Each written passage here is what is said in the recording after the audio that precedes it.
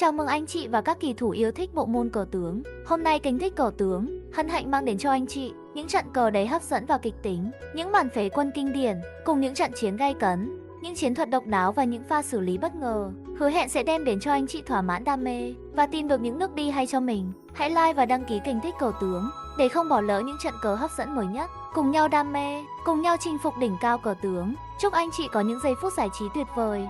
Hôm nay, mình sẽ tiếp tục gửi đến các bạn một ván đấu đặc biệt với sự góp mặt của hai trong số 3 kỳ vương tên Hoa, Hồ Vinh Hoa và Vu Ấu Hoa. Liệu rằng nhị Hoa có thể cùng nhau thăng hoa để trình diễn một ván cờ đầy sắc hoa hay không? Mời các bạn cùng thưởng thức trận chiến Hoa Hồ gặp Hoa Vu tại giải cờ tướng đồng đội Trung Quốc năm 1992. Nói sơ lược về địa vị của hai cao thủ lúc này, Hồ đã là phượng hoa mây cao, chiến công nối dài như vạt lý trường thành, trong khi Vu vẫn đang miệt mài nỗ lực trên con đường tìm kiếm công danh của mình. Đây là một điều không hề dễ dàng với một người tự học cơ bằng thực lực của mình, không thông qua một trường lớp nào. Và cũng phải nói thêm, cờ tướng chính quy vẫn là một nền tảng quá vững chắc để các kỳ vương đăng quang ở thế kỷ 20. Chỉ từ thời kỳ của Đào Hán Minh trở đi, những kỳ vương phiên bản ngoại hạng như Đào Hán Minh, Vu Ấu Hoa hay Vương Khuếch mới gặt hái được thành công. Và các bạn cũng bắt đầu ván đấu. Lợi thế đi tiên thuộc về Vu Ấu Hoa. Ông chơi pháo đầu quá hà xa để nghênh chiến với Phượng Hoàng siêu cấp. Hồ đối trận bằng bình phong mã, bình pháo 7 xe. Vu chơi tiếp mã 8 tiến 7, tiến quân cách chậm rãi. Hồ lên sĩ, Vu mã 7 tiến 6. Hồ bình pháo kích xe một nhịp. Sau đó phóng xe qua kỵ hà truy kích mã. Vu pháo 8 tiến 2 bảo vệ mã. Hồ tượng 3 tiến 5. Vu pháo 5 bình 6 phong tỏa xe. Khi bên hậu đã khoác lên mình một lớp áo chống đạn dày cộm, thì bên tiên cần linh hoạt tháo đầu pháo để thực hiện những nhiệm vụ thiết thực hơn. Đó là sự mềm dẻo linh hoạt thường có khi chơi cờ. Cứng nhắc và kiên định không phải là hai từ đồng nghĩa với nhau. Hồ túc 3 tiến 1, Hồng làm xáo trộn hệ thống pháo mã trên hà của Vu. Để chống lại đòn truy kích khó chịu này của bên hậu, thì bên tiên có một biến hóa rất hay là túc 3 tiến 1, dừng mã trắp xe. Nếu cờ đen non tay mà bình xe ăn tốt, thì đỏ sẽ tung chiêu độc tượng 3 tiến 5 truy kích xe. Xe chỉ có thể tiến 1. Đỏ thấy pháo bắt chết con xe manh động của đối thủ. Đây là một trong những cạm bẫy cực kỳ hiệu quả để dụ dỗ những kỳ thủ sơ sinh xa lưới. Trở lại thực chiến, Hồ ra xe thoái lùi ngay để tránh lựu đạn. Vu ăn tốt qua, Hồ lên tượng ăn lại tốt. Vu bình pháo đắp mã, tiếp tục tranh tiên đầy khó chịu. Đây là tình huống mà cờ đen phải cân nhắc trong việc đưa ra quyết định. Đen không nên tiền tay mã 3 tiến 2 để phong xe. Đỏ sẽ có nước pháo 7 bình 9 để cùng lúc bắt đôi xe mã. Để tránh mất quân thì mã 2 phải thái 1. Đỏ xuất xe và chỉ chắc lợi thế tiền thủ của mình. Còn nếu đèn chỉ đơn thuần về tường thì đỏ vẫn xuất xe ngay và dễ dàng khống chế cục diện. Hồ Vinh Hoa tất nhiên sẽ không muốn dành cho đối thủ của mình nhiều sự dễ dãi như vậy. Ông bình tĩnh đối lại bằng một nước cờ đầy khí phách. Mã 3 tiến 4, nhảy thẳng vào họng pháo để truy kích xe đỏ. Trước đòn thiết quân bất ngờ, Vu không muốn ăn cũng phải ăn mà thôi. Ông nổ pháo chém mã. Chỉ chưa có vậy, Hồ tiến tốt ăn tốt để xe đốc lại pháo. Tới đây Vu hiểu rằng mình có chạy pháo cũng vô ích. Hồ sẽ bình xe qua lỗ 4 lạc lại một quân. Cờ đen lấy lại cây và có lãi là một tốt qua sông. Một thủ đoàn bỏ trước đặt sau rất lão luyện đến từ Hồ tư lệnh. Vu biết con mã vừa rồi không thuộc về mình nên vui vẻ trả lại Hồ một quân. Ông cho pháo 6 tiến 3 hy sinh nhằm kéo pháo lộ 7 của Hồ qua cánh bên. Sau đó Vu bình pháo diệt tốt, đồng thời nằm tượng đáy dọa cục để vẫn giữ được tiên thủ của mình. Rất hay cho các bạn. Cuộc chiến giành quyền chủ động trong khai cục và tiền trung cục đã diễn ra đầy sôi động sau màn bỏ trước đặt sau của Hồ Vinh Hoa. Lúc này nếu Hồ về tượng thì Vu rất được xe và vẫn có một thế dàn quân đầy lý tưởng. Hồ hiểu rằng cánh phải của mình vẫn chưa ổn định. Nếu để xe lộ chính xuất động nốt thì mình sẽ gặp rất nhiều khó khăn về sau. Do đó, Hồ dùng kỹ năng điều binh hảo hạng của mình để cấm cản nó lộ diện như sau. Trước tiên, ông bình xe tắt pháo. Vu lên tường bảo vệ pháo. Hồ dừng pháo bị xe. Vu chạy xe. Rồi pháo 4 bình 2 để bịt đường ra của xe lội chính. Một ván đấu rất đáng xem khi hai cao thủ đang miếng bàn cờ thành một thị trường bất động sản khốc liệt, tranh giành nhau từng mét đất, không ai nhường ai.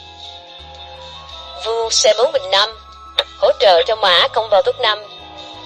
Mục đích là thông qua việc đuổi Mã để lời tốt và đuổi xe chiếm hàng tốt của Hồ. Nước cờ rất tinh mắt của Vu đại hiệp. Vu không sợ Hồ top 5 tiến 1 tấp xe. Khi đó Vu sẽ ăn tốt luôn. Hồ chẳng những không làm được gì mà còn mất oan chủ lực. Nếu xe 3 thấy 1 thì Mã 3 tiến 4 bốc sát tại chỗ. Còn lên tường tạo căng cho xe thì đỏ vẫn ăn xe. Sau đó lời được một mã. Trở lại trực chiến, lựa chọn của Hồ là pháo 2 bình 5 tấp xe. Vu nể mã đặt tốt, mời Hồ đổi quân. Hồ ăn mã, Vu ăn lại mã. Hồ pháo 2 tiến 4 truy kích mã lộ 3. Tới đây, thay vì phát triển mã lên phía trên là lựa chọn tự nhiên, Vu lại bất ngờ thoái mã nhập cung, thể hiện cách tư duy khác người của ông. Hồ xe 1 bình 4, Vu thoái mã tắt pháo. Hồ thoái pháo, Vu xì 6 tiếng 5. Hồ lên tốt, Vu ra xe tắt pháo, chấp nhận hy sinh tốt biên để chủ lực tiến lên. Hồ tất nhiên sẽ bình pháo chém tốt. Vu tiến xe liên kết song xe. Hồ tranh thủ tốt 9 tiếng 1 để pháo tốt yểm trợ lẫn nhau. Vu bình xe kích đấu. Hồ liên kết song xe. Vu phát triển mã. Tới đây thì Hồ Vĩnh Hoa đã nhìn ra một điểm đánh trong hình trận đối thủ. Ông lập tức thật pháo xuống đáy, tạo thành thế thiên địa pháo hung hãn. Đang có thủ đoạn nổ pháo chém gãy tường của Vu, tạo ra tiền đề công phá thành trì của đối thủ. Từ đầu trận tới giờ, Vu Ú Hoa cho thấy ông luôn rất chủ động trong việc cầm binh của mình. Lý nào Vu lại dễ dàng để Hồ tạo thế công như vậy? Khi Hồ chưa kịp ra tay thì Vu đã chủ động ra đầu trước. Vu đâm xe chiếu tướng, buộc Hồ xíu xỉ. Vu pháo bình 5 tiếp tục chiếu tướng. Vu đang đợi cho Hồ xì 6 tiếng 5, sau đó sẽ thái xe về liên kết xâm xe. Cờ đỏ sẽ chiếm phần tiện nghi khi tạm thời trói cứng pháo trung lộ. Có một sự kiềm chế nhất định với xâm xe của đen, là chuẩn bị quét thêm một tốt để gia tăng ưu thế của mình. Mã sẵn sàng tiến lên để có thêm một mũi tông lợi hại. Hàng thủ vẫn như thành đồng, không có mối lo gì đáng quan ngại. Đỏ có thể toàn tâm toàn ý trong việc phát triển thế công của mình. Với kinh nghiệm đánh giá thế trận hơn 30 năm, Hồ biết rằng xì 6 tiếng 5 là nước cờ nhu nhược, sẽ khiến đội hình rơi vào tù túng, khó có cơ hội vùng lên phản công. Ông đáp trả bằng một phương án tích cực và quyết đoán hơn rất nhiều. Đó là vật pháo chém lại top 5 của Vu, lấy công để đối công. Đây là một quyết sách chính xác và lão luyện của Hồ Tư lệnh. Đồng ý rằng pháo trống rất nguy hiểm và khó chịu, nhưng nếu không có mục tiêu để càn quét thì pháo trống cũng trở nên tầm thường mà thôi. Hai pháo của Hồ đã trốn vào những bụi rậm an toàn. Xâm xe thì liên kết chặt chẽ với nhau. Hồ không có lý do gì phải ngại pháo trống của Vu cả. Vu bình xe lẫn chiếu. Hồ chấm sĩ. Vu xe 5 bình 6 chiếu tướng. Hồ tất nhiên không thể lên tường. Vu xe 8 bình 6 chém sĩ sát cục ngay. Hồ đơn giản đối phó bằng sĩ 5 tiến 4. Tới đây thì Vu quyết định đổi xe. Sau khi Hồ ăn lại xe thì thoái xe về, trục xuất pháo đen khỏi trung lộ. Hồ pháo 5 bình 9, Vu xe 8 bình 3 nhằm tường. Vu tường 7 tiến 9. Hồ xe 4 bình 6, Vu pháo 5 thái 2. Vừa rồi là những nước chuyển từ trung cục sang tàn cục đầy sắc sảo của Vu Ấu Hoa. Mình sẽ tua lại lần nữa để làm rõ những nước chuyển binh đầy tinh xảo này. Đầu tiên, ông đổi xe nhằm kéo xe của đối thủ qua cánh còn lại, rồi kéo xe về đánh đuổi pháo đầu.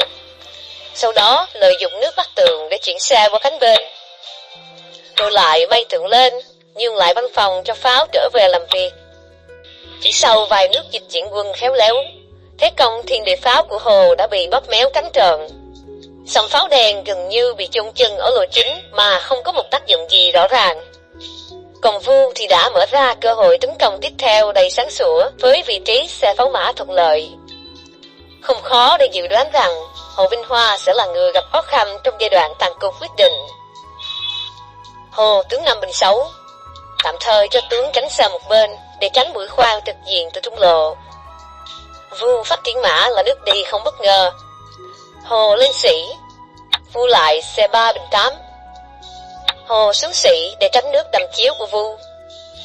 Mặc dù Hồ đã dùng tường cản mã và có một xe canh giữ bờ sông, nhưng vẫn không thể ngăn cản mã đỏ phất lên. Vu mà 7 tiếng 5, nước phát triển đầy tinh tế. Xe đen không thể ăn mã được vì sẽ mất mạng ngay. Hồ lại về sĩ. Khi mã đã qua sông thành công, Vu mới cho xe bình 5 để kèn cặp, chuẩn bị bình pháo công kích lộ 6 của Hồ. Tiếp tục là những nước điều binh đầy mê hoặc của Vu Ấu Hoa. Trước đó, ông kéo xe qua lộ 8 chỉ để dụ cho Hồ hạ sĩ, rồi thừa đức đột tả câu, phóng mã qua biên giới mà Hồ không cách nào ngăn cản được. Tình hình đang mỗi lúc một tệ hơn với siêu kỳ tiên họ Hồ. Hồ về tượng làm dày trung lộ, Vu bình pháo chiếu tướng, Hồ vào tướng, Vu pháo 4 bình 8. Mỗi chiêu mỗi thức của Vu Ấu Hoa lúc này vô cùng khó lường.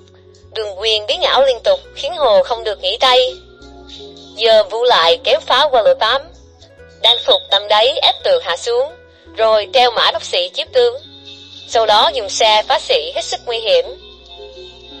Hồ mới vào tướng lại phải ra tướng để tìm cảm giác an toàn. Vu nhảy mã bắt tường, Hồ thái tường, Vu bình pháo tiếp tục truy kích. Lúc này La Tiên Sinh phán rằng Hồ nên bỏ tường để chơi sĩ 5 tiếng 6 mới là giải pháp để giảm thiểu tối đa thiệt hại. Nhưng trong thực chiến, Hồ đã đi theo tiếng gọi của vật chất khi bình xe tốc đôi pháo mã. Thật không ngờ Hồ Vinh Hoa cả đời anh minh lại cho xe rời bỏ lộ 6 quan trọng trong thời khắc nước sôi lửa bỏng như thế này. Sự tỉnh táo của ông đã không còn được duy trì bền vững theo thời gian. Vu thấy vậy thì không khỏi hớn hở. Những chiêu trò quấy rối liên tục của anh cuối cùng đã qua mặt được Phượng Hoàng già nua.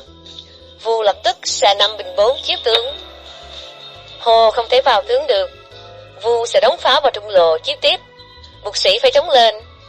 Vu chèn mã vào chiếu tướng, Hồ chống sĩ.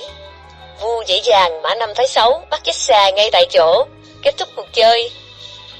Các bạn thấy con mã của Vu đang ở vị trí rất đáng đồng tiền bát gạo, sẵn sàng tạo ra những đòn đánh và bắt quân vô cùng lợi hại. Trở lại thực chiến, khi bị xe chiếu tướng, Hồ chỉ có một lựa chọn duy nhất là sĩ 5 tiếng 6. Vu đâm mã chiếu, Hồ sĩ 4 tiếng 5. Ở đây, Hồ tướng bình 5 hay tướng tấn 1 thì vẫn mất sĩ như thường. Nhưng với nước lên sĩ như trong thực chiến, ông có thể tạo ra một chướng ngại để kiềm hãm quá trình tấn công của Vu Ấu Hoa.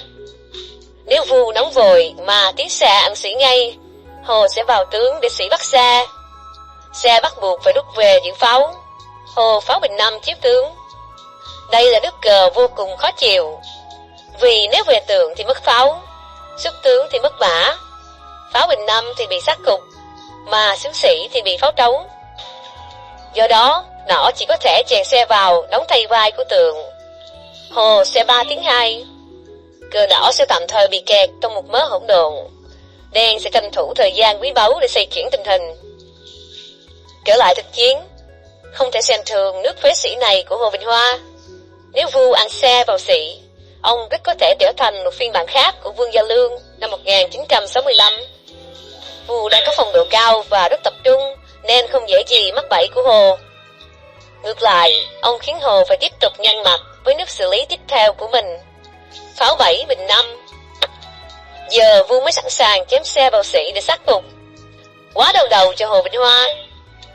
Song pháo của ông đã trở nên hoàn toàn vô dụng, chỉ biết ăn không ngồi rồi. Hay nói theo ngôn ngữ của ngày nay, đó là không làm mà vẫn đòi có ăn. Tướng không thể bình 5, mà cũng không thể tấn 1, vì sẽ dính nước thái mã bắt đôi. Hồ chỉ còn một lựa chọn là thái xe về bọc lót. Một thao tác không khác gì việc bắt Kylian Mbappé về đá trung vệ. Còn Vu Ấu Hoa lúc này thì tha hồ nhảy múa vũ điệu hoang dã của mình. Vu thái mã đốc xe, nhưng mục đích chính là điều động nó qua lộ 3 truy sát tướng địch. Hồ đâm xe chiếu tướng, Vu chống sĩ, Hồ lại tướng Bình Năm. Dẫu biết rằng trăm năm trong cõi người ta, ai ai cũng phải thò ra tục vào, nhưng công tướng của Hồ trong ván này phải thò ra tục vào quá nhiều lần thì sức đâu mà chịu nổi. Vu thái mã để pháo chiếu tướng, Hồ tướng 5 bình 6, Vu mã 7 tiến 5, Hồ lại tướng bình 5. Tới đây thì Vu cho mã nằm phái 3. Thay đổi quyết sách cực kỳ chính xác, là chính thức đặt nền móng cho thắng lợi. Hồ tướng 5 bình 6, Vu pháo 5 bình 4, nước cờ tuyệt hay để nhập cục. Nó khiến tướng đen không thể vào lại lộ 5 được nữa. Mã sẽ đâm chiếu rồi tiền mã hậu pháo sát cục. Hồ gắng gượng dùng những sức lực cuối cùng của mình để thái xe 2 nấc, hy vọng có thể hạn chế tầm ảnh hưởng của pháo. Nhưng đã muộn. Vu kết liễu ván đấu bằng độc chiêu xe 4 bình 2. Nhát kiếm quyết đoán khép lại một màn trình diễn hoàn mỹ, thật không thể chê vào đâu được. Tới đây, Hồ chính thức dương cờ trắng đầu hàng. Các bạn cũng thấy ngay, nếu vào tướng thì xe đâm sát cục, mà bình sang pháo thì xe mã cũng phối hợp công sát. Như vậy các bạn đã biết ông Hoa bị lạc lối là ông Hoa nào. Một ván đấu rất hay và đáng để chúng ta chiêm ngưỡng đi chiêm ngưỡng lại nhiều lần, để bổ sung thêm những thủ pháp điều binh lợi hại của đa cấp đại sư Vua Hoa. Phần bình luận của mình đến đây kết thúc. Các bạn hãy tiếp tục like và đăng ký kênh để nhận thông báo khi clip tiếp theo ra lò. Xin cảm ơn và hẹn gặp lại.